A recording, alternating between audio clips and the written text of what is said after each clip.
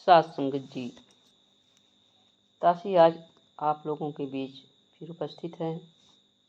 विषय है परमात्मा की आवाज़। सात संगत जी, एक इंसान ही है जो परमात्मा की आवाज़ एवं संदेश को समझ सकता है। एक दृष्टांत के द्वारा दासी आप लोगों के बीच रखना चाहती है। एक व्यक्ति को रास्ते में यमराज मिल गए। वह व्यक्ति उन्हें पहचान नहीं सका। यमराज ने पीने के लिए पानी मांगा। उस व्यक्ति ने उन्हें पानी पिलाया। पानी पीने के बाद उससे यमराज ने बताया कि वह यमराज हैं, उसके प्राण लेने आए हैं, लेकिन तुमने मेरी प्यास बुझाई है, इसलिए तुम्हें अपनी किस्मत बदलने का एक मौका और देता हूँ। सत्संग जी, यह कहकर यमराज ने उसे एक डायरी देकर कहा, तुम्हारे पास 5 मिनट का समय है, इसमें तुम जो भी लिखोगे वही होगा। उस व्यक्ति ने डायरी खोलकर देखा। पहले पेज पर लिखा था कि उसके पड़ोसी की लॉटरी निकलने वाली है और वह करोड़पति बनने वाला है। साथ संगत जी, उसके मन में पड़ोसी के प्रति जलन थी, तो उसने वहाँ लिख दिया कि पड़ोसी की लॉटरी ना निकले। अगले पेज पर लिखा था उसका एक दोस्त चुनाव जीतकर मंत्री बनने वाला है। सत्संग जी, वहाँ भी उसे जलन की भावना थी, इसलिए उसने लिख दिया वह चुनाव हार जाए। इसी तरह वह पेज पलटता रहा और समय बीतता जा रहा था। अंत में उसे अपना पेज दिखाई दिया। जैसे ही उसने पेन उठाया कुछ लिखने के लिए, यमराज ने उसके हाथों से डायरी ले ली। कहा, बस तुम्हारा 5 मिनट का समय पूरा हुआ, अब कुछ नहीं हो सकता है। तुमने अपना पूरा समय दूसरे का बुरा करने में निकाल दिया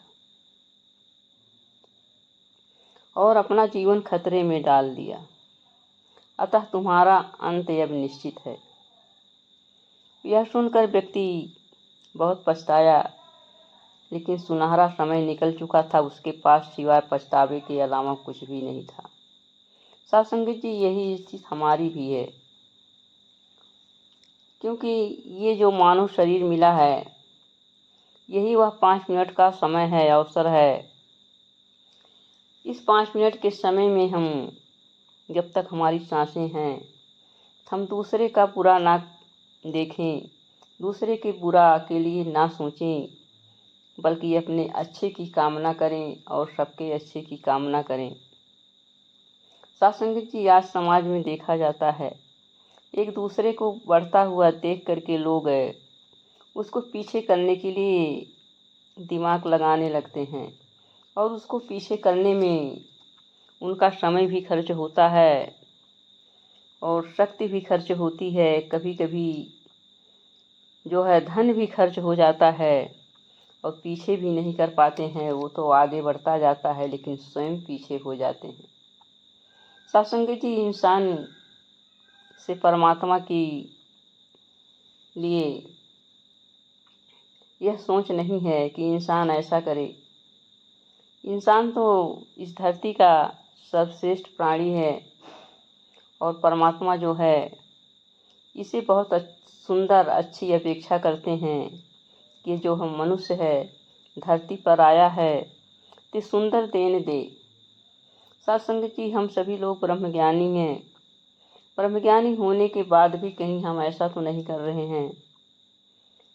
हम जो है किसी के बारे में बुरा भला ना सोचें, क्योंकि कहा गया है, रोज मंगलाचरण में हम पढ़ते हैं, सबका भला करो करतार, सबका सब विधि हो कल्याण। हमें सबके भले की कामना करनी है, क्योंकि सबके भले में ही हमारा भला है, क्योंकि हम सबसे बाहर नहीं हैं। जब सबका ये परमात्मा अच्छा करेंगे तो हमारा भी अच्छा हो जाएगा। सत्संग जी, एक छोटा सा दृष्टांत इसी पर। एक व्यक्ति जो है किसी महात्मा से कहा कि भाई, अपना भला हो तो इसमें हमारा कल्याण होगा, हमारी समझ में बात आती है। लेकिन सबके भले में हमारा भला ये हमारी समझ में नहीं आती है। महात्मा जी ने कहा, अगर जिस कंपनी में आप नौकरी करते हैं वो कंपनी बंद हो जाए तो आप क्या सोचेंगे, क्या कहेंगे?